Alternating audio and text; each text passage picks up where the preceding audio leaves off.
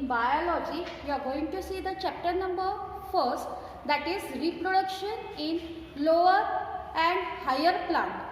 In this topic, first we have seen the post-fertilization, development of embryo, development of endosperm and formation of fruit and seed. ह्या टॉपिकच्या आधी आपण हे सगळा भाग बघितलेला आहे की एंडोस्पर्म कसं तयार होतं, फ्रूट आणि सीड्स कशा तयार होतात, त्याचा उपयोग काय आहे, फ्रूट आणि सीड्सचा सिग्निफिकन्स. आता हे झाल्यानंतर आजच्या टॉपिकला आपण बघणार आहोत डॉर्मन्सी. आता डॉर्मन्सी म्हणजे काय आहे, समजा आपण एखादं बी जमिनीत लावलं तर ते काही केलं, कुठलाही फॅक्टर त्याच्यात पाणी घातलं, काही केलं तरी ते उगवून येत नाही. मग आपण म्हणतो की काय उगवलेलं नाही आहे बी, तर त्याचं कारण आहे because of the dormancy. The seed does not germinate under the favourable condition. कसलंही वातावरण, त्याचं वातावरण कितीही सुटेबल असू दे तरी ती बी उगवून येत नाही, त्यावेळेला आपण त्याला म्हणतो डॉर्मन्सी. आता त्याच्यात आपण दोन उदाहरणं आपण बघू शकतो. फॉर एक्झाम्पल जिंजर, ज्याला मराठीत आपण आलं म्हणतो, किंवा हळद, इंग्लिशमध्ये टर्मरिक. हे दोन गोष्टी आपण बघितल्या. गड्डा आहे, ते आपण गड्डा लावला, काही काळानंतर ते तर चुकून आपण गड्डा तो राहिला तसाच, तर काही वर्षानंतर परत तिथं झाड आलेलं दिसतं. कर्दळ आहे, रायझोमचे जे पार्ट्स आहेत तसेच राहतात जमिनीत आणि काही दिवसानंतर उगवून येतात. आता त्यानंतर अजून एखादं तिसरं चौथं उदाहरण बघितलं तर आपण बटाटा बघू शकतो. बटाटाही जमिनीत एखादा चुकून राहिला तर पुढच्या वर्षी परत आपल्याला तिथं बटाट्याचं झाड दिसतं. म्हणजे अशा ज्या गोष्टी आहेत त्याला आपण म्हणतो डॉर्मन्सी. म्हणून इथं आपण काय म्हणतो, it is a temporary suspension.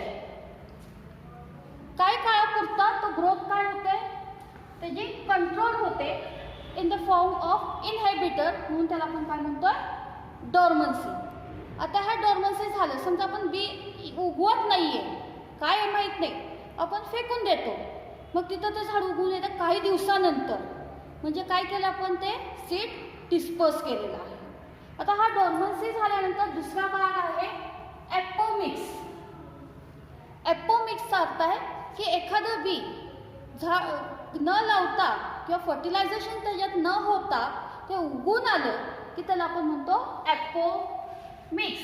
आता इथं डेफिनेशन मी लिहिलेली आहे, seeds are produced without fertilization. कारण फर्टिलायझेशन काय आहे हे आपण मागच्या लेक्चरला बघितलेलं आहे. आणि ते फर्टिलायझेशन न होता एखादं बी उगवून आलं सीड, तर त्याला आपण ॲपोमिक्स म्हणतो. आता this apomixis it does not have meiosis. त्याच्यात मिओसिस होत नाही, सिंगॅमी होत नाही, आणि जे सीड ह्याच्यापासून तयार होतं त्याला आपण म्हणतो ॲपोमॅटिक सीड. आता त्याच्यापासून एखादं बी तयार होत असेल, फॉर एक्झाम्पल ऑरेंज घेतलं, मँगो घेतलं, आंबा घेतला, तर त्याच्यात एखादं बी जे फर्टिलायझेशन नव्हतं, आपण फांदी लावतो आंब्याची, बी आहे का त्याच्यात, नाही, मग त्याच्यात फर्टिलायझेशन होत नाही. मग अशा प्रकारे आपण त्याला काय म्हणतो, नो मिओसिस, सिंगॅमी. आणि अशा बियांना आपण काय म्हणणार आहोत, ॲपोमॅटिक सीड. आणि त्याच्यातला दुसरा कॅरेक्टर घेऊया ॲपोगेमी. ॲपोगेमी म्हणजे इथं मेगास्पोरिक सेल्स जे आहेत किंवा जे सेल्स एम्ब्रियो तयार करतात, embryo like structure, cells which produce embryo like structure is called as apogamy. Third आहे ॲपोस्पोरी. ॲपोस्पोरीचा अर्थ आहे डिप्लॉइड स्पोरोफाइट. कारण आपल्याला माहिती आहे की स्पोर्स हे दोन प्रकारचे आहेत, हॅप्लॉइड आणि डिप्लॉइड. मग जो डिप्लॉइड स्पोरोफाइट आहे which is going to produce diploid gametophyte, तो डिप्लॉइड स्पोरोफाइट काय करणार आहे, डिप्लॉइड गॅमेटोफाइट तयार करणार आहे. अशा याला आपण काय म्हणणार आहोत, ॲपोस्पोरी. आणि त्याचं एक्झाम्पल आपण घेऊ शकतो मँगो आणि ऑरेंज.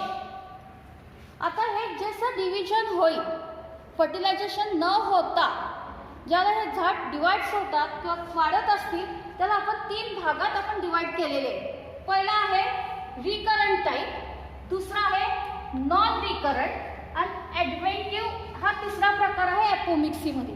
3 प्रकार आहेत, रिकरंट, नॉन रिकरंट आणि ॲडव्हेंटिव्ह. आता पहिला आपण बघूया रिकरंट म्हणजे नेमकं काय आहे? तर एम्ब्रियो सॅक, पण ज्याला कुठलाही डिव्हिजन होतो आपण एम्ब्रियो सॅक कशाला म्हणतो? वरती 3 सेल्स आहेत, मध्ये 2 आणि खाली 3 सेल्स असतात. हा तो 3 सेल्स आहेत, त्याला आपण एम्ब्रियो सॅक म्हणतो. This embryo sac arises from nucellus, that time it is called as recurrent. त्याला काय म्हणतो आपण? Recurrent. When embryo sac arises from archiporeal cells or another part of the nucellus, हा embryo sac चा जो तयार होणार आहे archiporeal cell त्याला आपण म्हणतो रिकरंट टाइप. नंतर दुसरा character, this archiporeal cells have the nucleus cell which is going to give apoptotic embryo sac. त्याला काय तयार होतं? apoptotic embryo sac म्हणतो. तिसरा diploid spore which is going to be unreduced to form a diploid megaspore mother cell. त्याला मी short मध्ये लिहिलंय DMMC. DMMC चा अर्थ आहे डिप्लॉइड मेगास्पोर मदर सेल. म्हणजे डिप्लॉइड स्पोरी हा रिड्यूस होऊन एम्ब्रियो ज्याला सॅक तयार होतो, हा एम्ब्रियो सॅक कशापासून तयार होतो? तर डिप्लॉइड मेगास्पोर मदर सेल. हे सगळे कॅरेक्टर कशाचे? रिकरंट टाइपचे. आता दुसरा प्रकार घ्यायचा आहे non recurrent type. Non recurrent type मध्ये काय होतं? Megaspore mother cell. Megaspore mother cell it undergo mitotic division. इथं मायटोटिक डिव्हिजन होत नाही, पण इथं काय होतं? It goes the mitotic cell division and forms and haploid megaspore. ह्याच्यात काय होतं? हॅप्लॉइड मेगास्पोर तयार होतो, ज्याला आपण म्हणतो एम्ब्रियो सॅक. म्हणजे हा एम्ब्रियो सॅक कसा तयार होतो? हॅप्लॉइड तयार होतो. This haploid mother cell it is going to form by the egg by parthenogenesis. Parthenogenesis means without fertilisation. व्याख्याच आपली काय? इथं फर्टिलायझेशन होत नाही. And plants are produce generally sterile. इथे प्लांट्स कसे आहेत? स्टराईल असतात. आता ह्याचं एक्झाम्पल बघायचं म्हटलं तर निकोटीन. निकोटीन म्हणजे तंबाखू. तंबाखूमध्ये जे निकोटीन तयार होतं त्या झाडाचं प्लांट कसे असतात? स्टराईल असतात, ज्याला आपण म्हणतो नॉन रिकरंट टाइप. ह्याच्यातला तिसरा प्रकार आहे ॲडव्हेंटिव्ह टाइप. आता ॲडव्हेंटिव्ह टाइपमध्ये काय होतं? Embryo may develop from somatic cells. Embryo कसा तयार होतो? सोमॅटिक सेलपासून तयार होतो. आता हा सोमॅटिक सेल हा नेहमी कसा असतो? This is from the normal zygotic embryo. हा नॉर्मल सेल आहे का नाही? त्या पद्धतीने तो नॉर्मल आहे, त्याला आपण ॲडव्हेंटिव्ह म्हणतो. It give rise to the condition to the polyembryony. त्यात काय तयार होतं? पॉलीएम्ब्रियोनियम. पॉली म्हणजे एकापेक्षा जास्त बिया ज्याला दिसतं, ते एम्ब्रियो स्ट्रक्चर एकापेक्षा जास्त असतो, त्याला आपण त्याला म्हणतो पॉलीएम्ब्रियोनियम. आपण पुढच्या लेक्चरला पॉलीएम्ब्रियोनियम काय आहे हे बघणारच आहोत. आणि तिसरा त्याच्यात काय होतं? Genetically identical plants. जेनेटिकली तो आयडेंटिकल होतो आणि it grow rapidly. For example mango, orange, lemon. तुम्ही त्याच्यात बघितलं बिया भरपूर असतात आणि ते आपल्याला उपयोगी असतात, म्हणून ते आपण जास्त प्रमाणात त्याची ग्रोथ करतो. थँक्यू. आपण पुढच्या लेक्चरला ह्याच्या पुढचा भाग बघणार आहोत, दॅट इज पार्थिनोकार्पी आणि पॉलीएम्ब्रियोनियम. Thank you very much.